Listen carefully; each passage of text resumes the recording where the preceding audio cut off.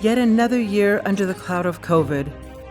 It seems like every time we think it's over, another wave comes crashing down on us, leaving us in danger, frustrated, angered, economically uncertain.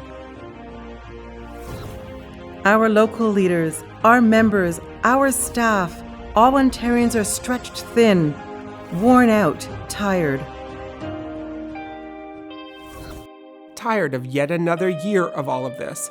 Tired of even more talk from politicians who hail heroic frontline workers while refusing to make real and substantial investments in public services, especially to raise workers' wages.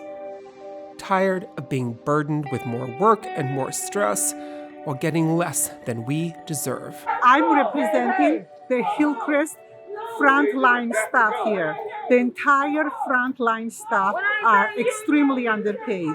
PSWs are getting $16.50 an hour. Nurses are getting $21.20 an hour.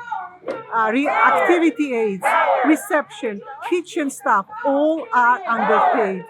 Premier Doug Ford called frontliners heroes. Well, Mr. Ford, we are not treated like heroes. This is exploitation. But as grinding as this has all been, there is something in us that can't be worn down.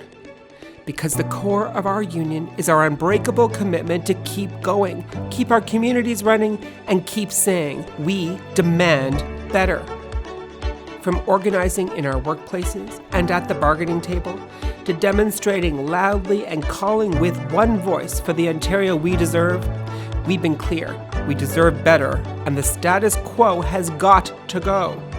One of the first acts that the government took on when it was first elected was to reverse labor law, to actually stop a minimum wage increase, to actually prevent equal pay for equal work for temporary workers. This isn't helping the little guy. It's important. And I think our members and other working people and their neighbors and their friends have to start to sift our way through the spin and what's being presented and look at what's really happening, what's really on offer. The truth of the matter is, we're further behind than we were when this government was first elected.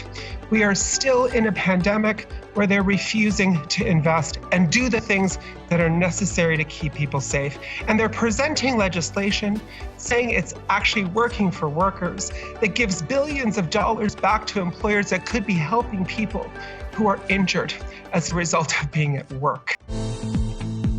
We've been clear that instead of despair, we need to choose bold, collective action in our workplaces, in our communities, and at the ballot box.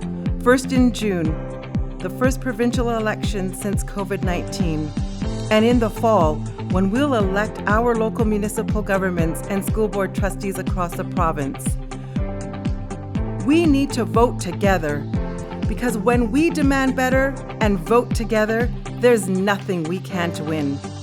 We can ensure that governments invest in the public services we rely on, make the wealthy pay their fair share, strengthen workers' rights, raise wages and tackle the cost of living, and fight inequality and the climate crisis.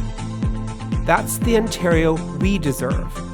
The Ontario that our many coalition partners, rooted in communities, health experts, our union, and the NDP within the halls of power at Queen's Park are all fighting for.